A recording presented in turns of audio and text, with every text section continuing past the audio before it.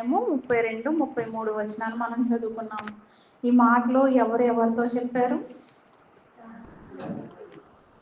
దావీదు గారు అబీగయలతో మాట్లాడుతున్న మాటలు. మీ అందరికీ తెలుసు కదండి, అబీగయల్ అన్న ఒక స్త్రీ ఉందని బైబిల్లో అందరికీ తెలుసు కదా. నేనేమి కొత్త వాక్యం అయితే చెప్పడానికి రాలేదు.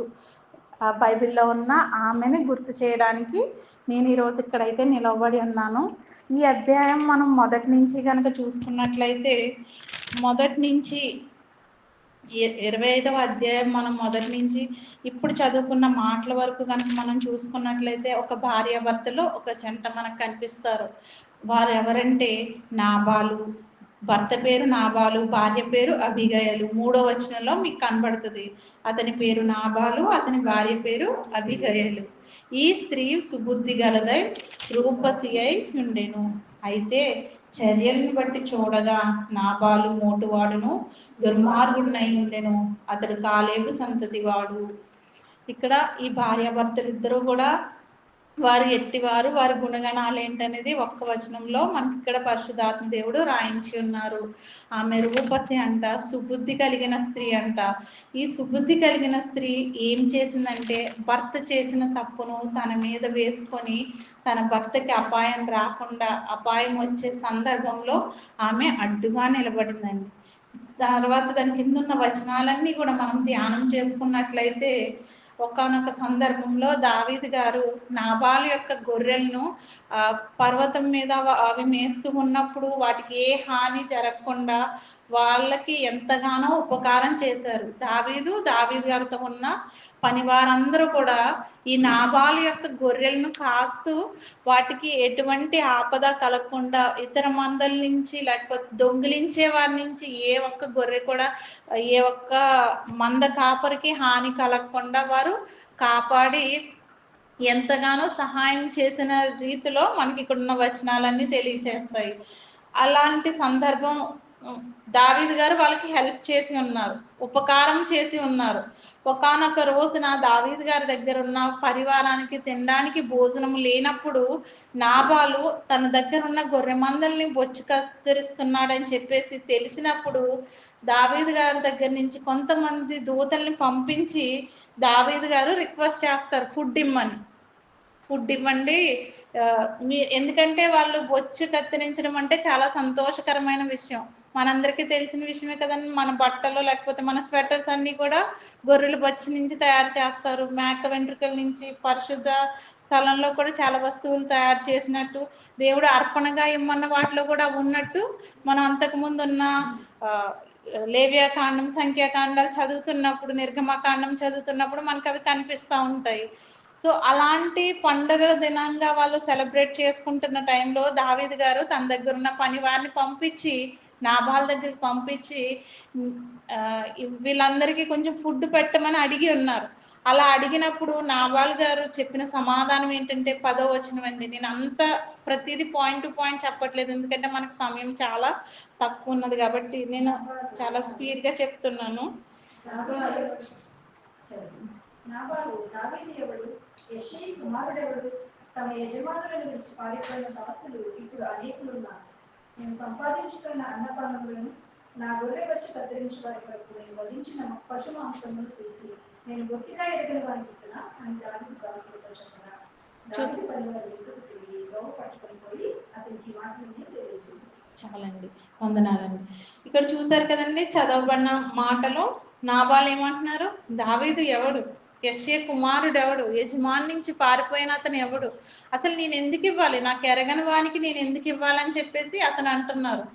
అసలు ఈ నాబాలు వ్యక్తిత్వం ఏంటంటే మొండివాడంట. ఎవడు చెప్పినా మోటువాడని చెప్పేసి మనం 3వ వచనంలో చదువుకున్నాం కదా, దుర్మార్గుడు. ఎవరు చెప్పినా కూడా మాట వినని వ్యక్తి మాట. ఇటువంటి నాబాల్కి చుట్టూ ఉన్న పనివారు ఏదైనా చెప్తే వింటాడండి? విండు. ఎందుకంటే వాళ్ళు అంతకుముందు చెప్పి ఉన్నారు, అతను వినలేదు కాబట్టి అక్కడ విషయాన్ని పనివారు తీసుకొచ్చి అతనితో చెప్పలేదు. కానీ అతని భార్య అయిన అబీగయలకి 14వ వచనంలో చూసుకుంటే, పనివాడు ఒకడు నాబాలు భార్య అయిన అబీగయలతో ఇట్లనెను, అమ్మ, దావీదు అరణ్యంలో నుండి మన యజమానిని కుశల ప్రశ్నలు అడుగుటకే దూతలను పంపించగా అతడు వారితో కఠినంగా మాట్లాడెను. అయితే ఆ మనుషులు మాకెంతో ఉపకారం చేసి ఉన్నారు. మేము పొలములో వారి మధ్యను సంచరించుచున్నంత సేపు అపాయము గాని నష్టము గాని మాకు సంభవింపనే లేదు. ఎలాంటి అపాయం రాకుండా వీళ్ళు అంతగా కాచినప్పటికీ కూడా ఆ విషయం అతనికి తెలియదంటారా నాబాలుకి? ఆరా తీసుకోకుండా ఉంటారా? మన వస్తువు ఎక్కడున్నా సరే మనం దానికోసం ఒకానొక సందర్భంలో చూసుకుంటాం. మనకు కలిగి ఉన్న వాటన్నిటిని మనం ఉద్యోగరీత్యా దూరంగా ఉన్నప్పటికీ కూడా మన ఇంటి దగ్గర పరిస్థితులు ఎలా ఉన్నాయో మనం తెలుసుకుంటా ఉంటాం కదా ఫోన్ చేసి. ఆ విధంగా అతను పనివారిని అడిగి తెలుసుకోడా మన మందలో అన్ని బాగున్నాయా, క్షేమంగా ఉన్నాయా, లేకపోతే ఏమన్నా ఎత్తుకుపోయాయని? అప్పుడు వాళ్ళు చెప్పే ఉంటారు కదా, దావీదు ఈ విధంగా సహాయం చేస్తున్నారు, అతని పనివారంతా కాపలాగా ఉంటున్నారని. కానీ అయినప్పటికీ కూడా ఈ నాబాలు అతను కుశల ప్రశ్నలు అడిగినా ఏం అడిగినప్పటికీ కూడా కఠినముగా సమాధానం చెప్పాడని చెప్పేసి అతని పనివారు చెప్తున్నారు. ఎవరితో చెప్తున్నారు? అబీగయలతో చెప్తున్నారు. అతనితో మాట్లాడిన ఉపయోగం ఏమీ లేదని చెప్పేసి ఆమె దగ్గరకు వచ్చి జరిగిన సంగతి అంతా కూడా ఆమెకు తెలియదు కాబట్టి ఆమెకు వివరిస్తున్నారు. ఆమె వివరించినంతసేపు కూడా మేము 16వ వచనం, మేము గొర్రెలను కాయచున్నంతసేపు వారు రాత్రింబగళ్ళు మా చుట్టూ ప్రాకారంగా ఉండేది. ఒక గోడ లోపల ఉన్న ఒక కోడిపిల్ల కానివ్వండి, మేకపిల్ల కానీ ఎంత భద్రంగా ఉంటుందో వాళ్ళంత అరణ్యంలో సంచరించినప్పటికీ కూడా ఈ పనివారంతా కూడా ఒక ప్రాకారంగా, ఒక గోడ కడితే ఎంత ప్రొటెక్షన్ ఉంటుందో లోపల ఉన్న వాటికి అంత ప్రొటెక్షన్ ఇచ్చారంట. వాళ్ళు ప్రాకారంగా ఉన్నారంట. అయితే మా యజమానికి అతని ఇంటి వారందరికీ వారు కీడు చేయ నిశ్చయించున్నారు గనుక ఇప్పుడు నీవు చేయవలసిన దానిని బహు జాగ్రత్తగా ఆలోచించుము. ఒక పనివాడు వచ్చి నాబాలు భార్య అయిన అబీగయలతో ఈ మాటలు చెప్తున్నాడు. నీవు చేయవలసిన దానిని బహు జాగ్రత్తగా ఆలోచించుము. మన యజమానుడు బహు పనికి మాలిన వాడు, ఎవనిని తనతో మాట్లాడనీయడు అనెను. ఏం చెప్తున్నాడండి పనివాడు వచ్చి యజమానుని గురించి? ఎంత మంచి సాక్ష్యం చెప్తున్నాడు కదా. బహు పనికి మాలిన వాడంట. మంచి సాక్ష్యం అంటారా ఇది? ఒకవేళ మనం పనిచేసే చోట మన గురించి కనుక మన యజమానులు సాక్ష్యం చెప్పవలసి ఉంటే మన గురించి ఏమని చెప్తారు? మంచి సాక్ష్యం మనం కలిగి ఉన్నామా? ఇక్కడ చూడండి, అతని కింద పనిచేసే వ్యక్తి వచ్చి బహు పనికి మాలిన అనే మాట చెప్తున్నాడు అతని యజమానుని గురించి. సో మనం మంచి సాక్ష్యము కలిగి ఉండవలసిన వారమై ఉన్నాము. మనం ఎక్కడ ఉన్నప్పటికీ, ఇంట్లో ఉన్నప్పటికీ, పని చేస్తున్నప్పటికీ, ఎవరి మధ్య ఉన్నప్పటికీ కూడా మనము ఎటువంటి చెడ్డ సాక్ష్యము, చెడ్డ మాటలు పలకుండా మన నోటిని బహు జాగ్రత్తగా కాచుకోవాల్సిన వారమై ఉన్నాము.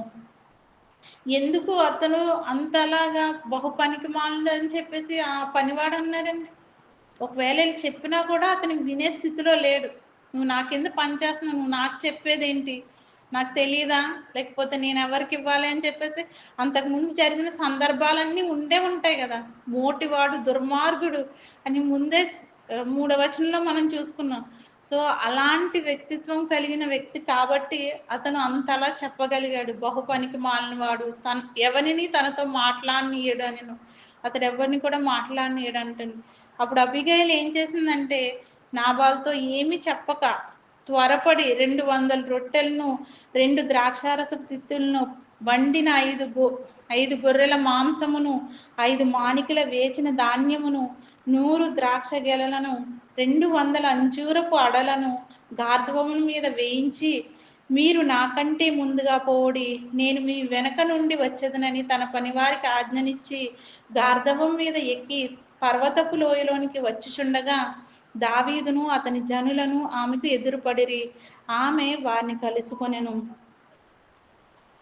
ఇప్పుడు జరుగుతున్న సందర్భం ఏంటంటే దావీదు గారి దూతలకి నాబాలు చెప్పిన సమాధానం ఏంటి? యెషయా కుమారుడు ఎవడు, దావీదు ఎవడు, అతనికి నేను ఎందుకు ఇవ్వాలి, అతన్ని నేను ఎరగనని చెప్పేసి సమాధానం చెప్పినప్పుడు ఆ దూతలందరూ వెళ్ళి దావీదు గారికి విషయం తెలియజేశారు. నాబాలు ఇలా అన్నాడు అని చెప్పినప్పుడు దావీదు గారు కోపంతో మండిపడి అతన్ని ఎదుర్కోవడానికి, అతన్ని మీద పగ తీర్చుకోవడానికి బయలుదేరుతున్న సందర్భంలో ఒక పనివాడు వెళ్ళి, నాబాల్ దగ్గర ఉన్న పనివాడు వెళ్ళి అబీగయలతో జరిగిన విషయం అంతా చెప్పినప్పుడు ఆమె నాబాల్ దగ్గరికి వెళ్ళి, నువ్వు ఎందుకు ఇలా అన్నావు, అతను మనకు ఉపకారం చేశాడంట, పనివాడు వచ్చి నాతో చెప్పాడని చెప్పి అతనితో ఎలాంటి డిస్కషన్స్ పెట్టుకోలేదు.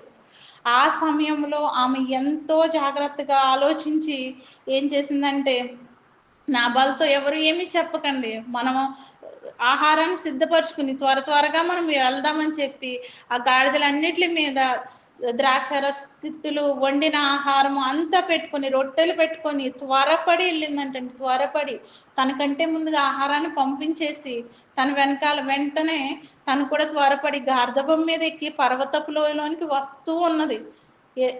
20వ వచనం చూస్తే, వచ్చుచుండగా దావీదును అతని జనులను ఆమెకు ఎదురుపడిరి, ఆమె వారిని కలుసుకొనెను. అంతకు మునుపు దావీదు నాబాలునకు కలిగిన దాని అంతట్లో ఏదీ పోకుండా ఈ అరణ్యంలో అతని ఆస్తి అంతయు నేను వ్యర్థముగా కాయచూ వచ్చి తిని, నాకు అపకారము చేసి ఉన్నాడే అని అనుకుని, అతనికున్న వారిలో ఒక మగ పిల్లవానినైనను తెల్లవారినప్పటికి నేను ఉండనీయను, లేదా దేవుడు మరి గొప్ప అపాయము దావీదు శత్రువులకు కలుగజేయును గాక అని ప్రమాణము చేసి ఉండెను. అప్పటికి దావీదు గారు చాలా కోపంతో మండిపడి, నేను చేసిన ఉపకారానికి అపకారం నాకు చేస్తున్నాడని చెప్పేసి అతని గురించి ఆలోచించి, ఆ ఇంట్లో మగవాన్ని ఎవరిని కూడా నేను బ్రతకనివ్వను అని చెప్పేసి ప్రమాణం చేసేసాడంటండి. అప్పుడు అబీగయలు దావీదుని కనుగొని గార్ధబొమ్మ మీద నుండి త్వరగా దిగి దావీదుకు సాష్టాంగ నమస్కారం చేసి అతని పాదములు పట్టుకొని ఇట్లనెను. దావీదు గారిని చూడగానే ఆమె గబగబా దిగిపోయి, గాడిద నుంచి దిగిపోయి ఆమె త్వరగా సాష్టాంగ నమస్కారం చేసి పాదాలు పట్టుకొని మాట్లాడుతుందంటే ఏమంటే, నా ఏలినవాడా, ఈ దోషము నాదని ఎంచుము, నీ దాసురాలనైనా నన్ను మాట్లాడనిమ్ము, నీ దాసురాలనైనా నేను చెప్పు మాటలను ఆలకించుము. నా ఏలినవాడా, దుష్టుడైన ఈ నాబాలును లక్ష్య పెట్టవద్దు, అతని పేరు అతని గుణములను సూచించుచున్నది. అతని పేరు నాబాలు, మోటుతనము అతని గుణము. నా ఏలినవాడు పంపించిన పనివారు నాకు కనబడలేదు. నా ఏలినవాడా, యెహోవా జీవము తోడు, నీ జీవము తోడు, ప్రాణహాని చేయకుండా యెహోవా నిన్ను ఆపి ఉన్నాడు, నీ చెయ్యి నిన్ను సంరక్షించనన్న మాట నిజమని యెహోవా జీవము తోడు, నీ జీవము తోడు అని ప్రమాణము చేయుచున్నాను. నీ శత్రువులను నా ఏలినవాడనైనా నీకు కీడు చేయను ఉద్దేశించు వారును నాబాలు వలె ఉందురుగాక. అయితే ఆమె ఆ కోపంతో మండిపడిపోతున్న దావీదు గారి పాదాలు పట్టుకుని సాష్టాంగ నమస్కారం చేసి, నీ దాసురాలనైనా నీ దాసురాల్ని నువ్వు దూతలను పంపించినప్పుడు ఆ స్థలంలో నేను లేను, నీ దూతలు నేను చూడలేదు, ఇది నా తప్పని భావించి మమ్మల్ని క్షమించి నువ్వు ఇటువంటి కార్యం చెయ్యొద్దని చెప్పేసి అతనికి ఉన్న కోపాన్ని చల్లారుస్తుంది. మృదువైన మాట కోపాన్ని చల్లారుస్తుంది కదండి.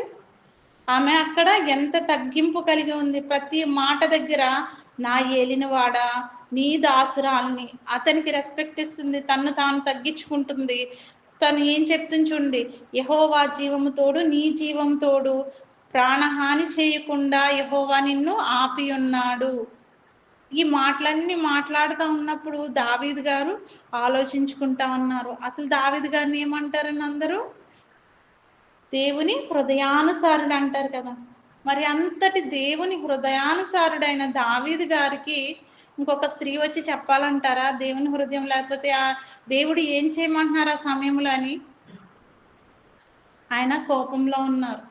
నరుని కోపము దేవుని నీతిని నెరవేర్చదు, మనందరికీ తెలిసిన వాక్య భాగమే కదండి. సో ఆయన అంతటి కోపంలో ఉండి ఒక డెసిషన్ తీసుకున్నప్పుడు ఈమె ఎంతో తగ్గింపు కలిగి అక్కడికి వెళ్ళి అతన్ని సమ్మతిపరిచింది, సమాధానపరిచింది. తప్పు నాది, నీ దూతలు వచ్చినప్పుడు నేను అక్కడ లేనని చెప్పి పని వారందరికీ ఆహార పదార్థాలు ఇచ్చింది, దయచేసి స్వీకరించమంటుంది, యెహోవా నిన్ను ఆపి ఉన్నాడని చెప్పేసి అతను ఆలోచించే విధంగా తన మాటల్ని మాట్లాడుతుందండి. మనము కూడా ప్రతి ఒక్కరితో సమాధానం కలిగి ఉండుటకు ప్రయత్నించమని పౌలు గారు చెప్తారు. పరిశుద్ధత కలిగి ఉండమని పౌలు గారు హెబ్రీ పత్రికలో చెప్తున్నారు. సమాధానం కలిగి ఉండండి, ప్రతి ఒక్కరితో కూడా సమాధానం కలిగి ఉండమని. మనము కూడా ఒక స్త్రీగా, ఒక కుటుంబంలో ఒక భార్యగా, లేకపోతే ఒక చెల్లిగా, ఒక తల్లిగా మనం చేస్తున్న ప్రతి పనిలో కూడా ప్రతి ఒక్కరి మధ్య, ప్రతి ఇద్దరి మధ్య కూడా మనం సమాధానాన్ని కలిగించే వారంగా మనం ఉండాలి. వారు ఎంతటి కోపంతో ఉన్నప్పటికీ కూడా వాళ్ళని ఆలోచింప చేసే విధంగా ఇక్కడ అబీగయలు ఏ విధంగా దావీదు గారిని ఆపేంతగా ఆమె మాటలు ఏ విధంగా తగ్గింపు కలిగి ఉన్నవి. ఆమె చేయలేదు ఏ విధమైన తప్పు, కాకపోతే ఏం చెప్తుంది, తప్పు నాది, క్షమించమని అడుగుతుంది. నీ దాసురాలని నేను అక్కడ లేను, నా ఏలిన వాడా అని చెప్పి అతను ఆలోచింప చేసింది. చంపడానికి వెళ్ళిపోయి ప్రమాణం చేసి వెళ్ళాడంట. ఆ ఇంట్లో ఎవ్వరు ఒక్క మగవాడు కూడా రేపటికి ఉండకూడదు అనేసి మంచి తీర్మానం తీసుకుని చంపేద్దామని హీరోలా వెళ్ళిపోయాడు. అప్పటికే ఎంతో మందిని చంపేశాడు దావీదు గారు ఒక్కరిని ఇద్దరిని కాదు, ఎన్నో యుద్ధాలు చేసి ఎంతో మందిని చంపిన దావీదు గారికి నాబాలు ఒక లెక్క కాదు. ఆయన వెళ్ళి ఉంటే ఆమె ఆ క్షణంలో ఆమె అతన్ని ఎదుర్కొనకుండా కనుక దావీదు గారు నాబాల దగ్గరికి వెళ్ళి ఉంటే ఒక క్షణం సరిపోతుందండి ఆయన చంపడానికి. ఎందుకంటే ఎన్నో యుద్ధాలు జరిగించాడు, ఎన్నో యుద్ధాలు, ఎంతో మందిని ప్రాణం తీశారు, ఎంతో మంది రక్తాన్ని చూసిన దావీదు గారికి నాబాలు ఒక నిమిషం కూడా పట్టని పని. ఎందుకంటే దావీదు గారి దగ్గర ఎంతో మంది సైన్యం కూడా ఉన్నారు. అంతలా గోడలా చుట్టూ ఉండి ఆ గొర్రె మందలకి ప్రాకారంలో ఉండి కాపలా కాసిన వారు చంపేమని ఈయన ఒక్క మాట చెప్తే చాలు, వాళ్ళేం చంపేస్తారు. ముందు ఈయన కూడా వెళ్ళక్కర్లేదు, ఈయన ఎలాంటి ప్లాన్లు కూడా ఇవ్వక్కర్లేదు. కానీ అటువంటి చంపడానికి నిర్ణయం తీసుకున్న అతన్ని ఎంత సమాధానపరిచిందండి ఆ మాటలు. ఈరోజు మన మాటలు ఏ విధంగా ఉంటున్నాయి? మన కుటుంబంలో, లేకపోతే మన బంధువుల మధ్య, మన స్నేహితుల మధ్య అందరూ మాట్లాడినట్టే మనము కూడా మాట్లాడితే అందరికీ మనకి తేడా ఏముందండి? దేవుడు ఆయన స్వరక్తంలో మనల్ని సంపాదించుకున్నాడు, స్వరక్తం ఇచ్చి సంపాదించుకున్నాడు. ఒక దేవుని బిడ్డగా, ఒక క్రైస్తవ స్త్రీగా మనం ఏ విధంగా మాట్లాడుతున్నాం మన తోటి వారితో, మన బంధువులతో, మన స్నేహితులతో? వారు ఒకటంటే మనం పదానాలు, లేకపోతే మనం తగ్గిపోతాం, మనల్ని తక్కువగా చూస్తారు, లోకు చేస్తారు, చులకనగా చూస్తారు మనల్ని. ఈరోజు అసలు వాయిస్ రేజ్ చేసి మనం 4 మాటలు అనకపోతే ఇంక రేపు నుంచి ఇంకేమన్నా ఉందా? అసలు ఏమీ లేదు. ఇంకా అసలు వాళ్ళ ముందు మనం తలెత్తుకుని తిరగలేం. ఈ రోజు ఇంకా ఆవిడ ఒకటంటే మనం 10 ఆవిడకి అప్పగించేయాలి అంతే. ఆ రోజు సెటిల్ చేసేయాలి ఆ మ్యాటర్. లేదంటే మనకి నిద్ర పట్టదు.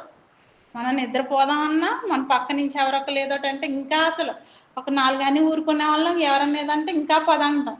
అటువంటి విధంగా మన మాటలు ఉండకూడదు. మనం ఇప్పుడు కూడా సమాధానం కలిగి ఉండాలి.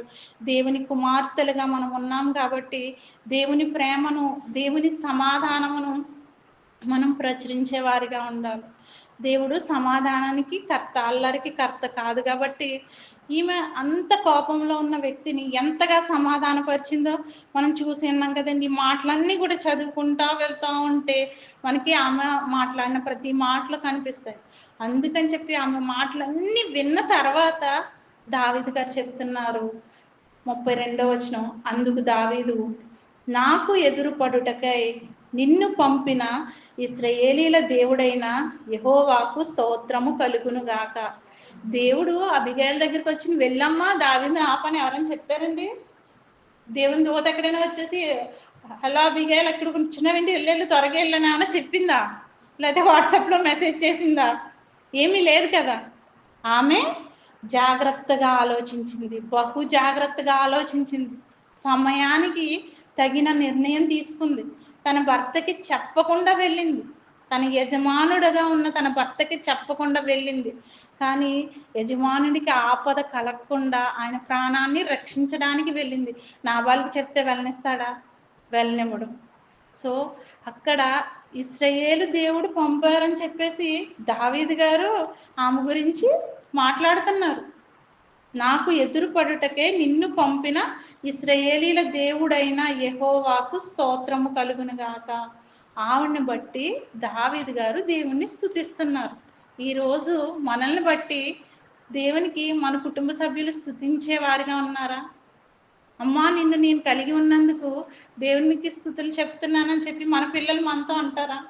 భారీగా కలిగి ఉన్నందుకు నేను స్తోత్రం చెప్తున్నానని మన భర్త మనతో అంటాడా? మన కుటుంబ సభ్యులు, లేకపోతే మన తల్లిదండ్రులు, మన బంధువులు ఎవరైనా చెప్తారండి? ఈరోజు మన గురించి మనం ఒక్కసారి ఆలోచించుకుందాం. ఇక్కడ అబీగయీల్ గారి గురించి మనం ఎన్నోసార్లు విని ఉన్నాం. ఆమె కలిగి ఉన్న లక్షణాలను మన జీవితంలో మనం అనుసరించవలసిన వారమై ఉన్నాము. ఎందుకంటే అనేక మంది స్త్రీలు అనేక రకాలుగా మనకు మార్గదర్శకులుగా ఉండడం కోసం ఈ బైబిల్లో దేవుడు వారి జీవితాన్ని రాసి ఉంచారండి. సో మనం వాటిని చదివేసి విడిచిపెట్టే వారంగా కాకుండా, లేదంటే క్రమం తప్పకుండా ఆరాధనలకు వెళ్ళి వాక్యాలు వినేసి వాటి తగ్గట్టు వాటి తగిన జీవితం లేకుండా మనం మన జీవితాల్లో ముందుకెళ్ళకూడదని దేవుడు మన పట్ల ఆయన ప్రణాళిక కలిగి ఉన్నారు. ఈరోజు మీరు పొద్దునుంచి ఇంతవరకు కూడా అలసిపోయి ఇంత సమయాన్ని వెచ్చించి నేను దేవుని సన్నిధిలో నేను వెళ్ళాలి, గడపాలి, ఈ మంచి అవకాశాన్ని నేను వదులుకోకూడదని ఎంతో ఆశపడి ప్రయాసపడి మీ ప్రాణానికి ఎంతో పొద్దునుంచి ఎండలో పనిచేసినప్పటికీ కూడా మీరు ఎంతగా ఆశ కలిగి ఉన్నారు. ఇటువంటి ఆశ కలిగి మీరు వచ్చినందుకు దేవునికే మహిమ కలుగును గాక. మీ జీవితాల్లో దేవుడు నేర్పిస్తున్న ప్రతి వాక్యాన్ని, ప్రతి మాటని కూడా ఎల్లప్పుడూ విడిచిపెట్టకుండా ఆయన నేర్పించిన మాటలు మన జీవితాల్లో మనం అనుసరిస్తూ ముందుకెళ్దాము. 33వ వచనం చూసుకుంటే, నేను పగ తీర్చుకొనకుండాను ఈ దినమున ప్రాణము తీయకుండాను నన్ను ఆపినందుకై నీవు ఆశీర్వాదము నొందుదువు గాక. నీవు చూపిన బుద్ధి విషయమై నీకు ఆశీర్వాదము కలుగును గాక. మనకు వచ్చే ఆశీర్వాదము మన బుద్ధి పైన ఆధారపడి ఉంటుందండి. మన 3వ వచనంలో చూసాము, ఆమె సుబుద్ధి కలిగిన స్త్రీగా కనబడుతుంది.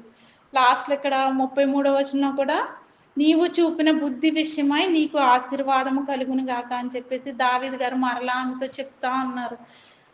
మనము ఏ విధమైన బుద్ధి కలిగి ఉన్నాము, ఏ విధమైన మాటలు కలిగి ఉన్నాము, మనము ఒక సమస్య వచ్చినప్పుడు దాన్ని ఏ రీతిగా మనం తీసుకుంటున్నాము, అందరిలానే కూడా మనము తీసుకుంటూ అందరిలానే కూడా మనము కనుక ముందుకెళ్తే వారికి మనకి ఎటువంటి తేడా లేదు. కాబట్టి పరలోకమందున్న తండ్రికి మనము కుమారులము కుమార్తెలము అయినట్లు ఈ లోకంలో మన ఎదుట ఉంచబడిన ప్రతి శ్రమకై, నిందకై, అవమానాలకై మనం భరిస్తూ ఆయన సన్నిధిలో మనకి మహిమ ఉందని గుర్తెరిగి దూషించిన వారిని దూషించక, మనకి కీడు చేసిన వారికి కీడు చేయక, ప్రతి వారిని కూడా మనం ఆశీర్వదించగలిగితే, దీవించగలిగితే దేవుడిచ్చే ఆశీర్వాదానికి మనం వారసులం అవుతామని పేతురు గారు తన పత్రిక ద్వారా మనకు తెలియజేస్తున్నారు. ఆశీర్వాదమునకు పిలువబడిన వారులారా అని చెప్పేసి ఆయన మాట్లాడుతున్నారు. దేవుడు మనల్ని అందరినీ ఆశీర్వదించడానికి పిలుచుకున్నాడు. కాబట్టి దేవుడిచ్చే ఆశీర్వాదం పొందుకోవాలంటే ఆయన చెప్పిన రీతిగా మన జీవితాల్లో సమాధానము కలిగి, మనము మన కుటుంబంలో అనేక పరిస్థితుల్లో చాలా సందర్భాల్లో గొడవలు జరుగుతున్నప్పుడు కానివ్వండి, లేకపోతే సంఘములో, లేకపోతే ఇంకా ఇక్కడ వేరే ఇతర ప్లేస్లో మనం ఉన్నామంటే అది ఎంతమంది మధ్య గొడవ అయినప్పటికీ మన బాధ్యత ఏంటంటే వారి మధ్య సమాధానాన్ని నెలకొల్పడానికి మన ప్రయత్నం మనం చేయవలసిన వారమై ఉన్నాము. ఎందుకంటే దేవుడు సమాధానానికి కర్తగా ఉన్నాడు. ఆయన బిడ్డలమైన మనము కూడా అదే విధంగా సమాధానపరిచే వారముగా ఉండాలి. సమాధానపరిచే వారు ధన్యులు, వారు దేవుని కుమారులు అనబడుదురు అని చెప్పి వాక్యం తెలియజేస్తుంది కదండి. నేను ఒక్క వచనం చూపించి నా వాక్యాన్ని ముగిస్తాను. హెబ్రీ పత్రిక 12వ అధ్యాయము 14వ వచనము. హెబ్రీ పత్రిక 12వ అధ్యాయము 14వ వచనము. అందరితో సమాధానము పరిశుద్ధతే కలిగించు ప్రయత్నించు, పరిశుద్ధత లేకుండా ఎవరిని ప్రభువును చూడదు. మనం అందరితో సమాధానమును పరిశుద్ధత కలిగి ఉండడానికి ప్రయత్నం చేయాలంట. అది జరగని పని, కానీ దేవుని వాక్యం చెప్తుంది ప్రయత్నించమని చెప్తుంది. సో ఈ రోజు నుంచి మనం నేర్చుకుందాం, ప్రతి ఒక్కరితో సమాధానముగా ఉండడానికి, పరిశుద్ధత కలిగి ఉండడానికి మనం ప్రయత్నం చేద్దాం. పరిశుద్ధత లేకపోతే ప్రభువుని మనం చూడలేం. కాబట్టి మన కొరకు మనం అందరితోనూ సమాధాన పడదాం. వేరే వాళ్ళ కొరకు కాదు, మన కొరకే. మనం లాభం లేకుండా ఏ పనులు చేయం కదా. సో మనము దేవుణ్ణి చూడాలంటే మనం అందరితో కూడా సమాధానము పరిశుద్ధత కలిగి ఉండాలి. ఈరోజు మనం అబిగయీల్ అనే స్త్రీ ద్వారా మనం నేర్చుకున్న అంశం ఏంటంటే, ఆమె భర్త చేసిన తప్పుని ఆమె తన మీద వేసుకుని అక్కడున్న పరిస్థితుల్లో ఎంతో బహు జాగ్రత్తగా ఆలోచించి అక్కడున్న పరిస్థితులన్నీ ఎంతో యుద్ధం జరగాల్సిన పరిస్థితులు కూడా ఆమె సమాధాన పరిచిన స్త్రీగా మనకి ఈరోజు దేవుడు మన కళ్ళ ముందుంచారు. కాబట్టి అటువంటి సమాధానము పరిచేవారిగా మనము మన కుటుంబాల్లో, మన బంధువుల మధ్య, స్నేహితుల మధ్య, మనం వర్క్ చేస్తున్న ప్రతి ప్లేస్లో కూడా సమాధానానికి వారసులుగా, కుమార్తెలుగా ఉండి దేవుణ్ణి ఆ విధంగా మనం ప్రకటించే వారిగా ఉండాలని ఈ మాటలు నేను ముగిస్తున్నాను. సమస్త మహిమ దేవునికే చెల్లును గాక. ఆమేన్. నాకు ఈ అవకాశం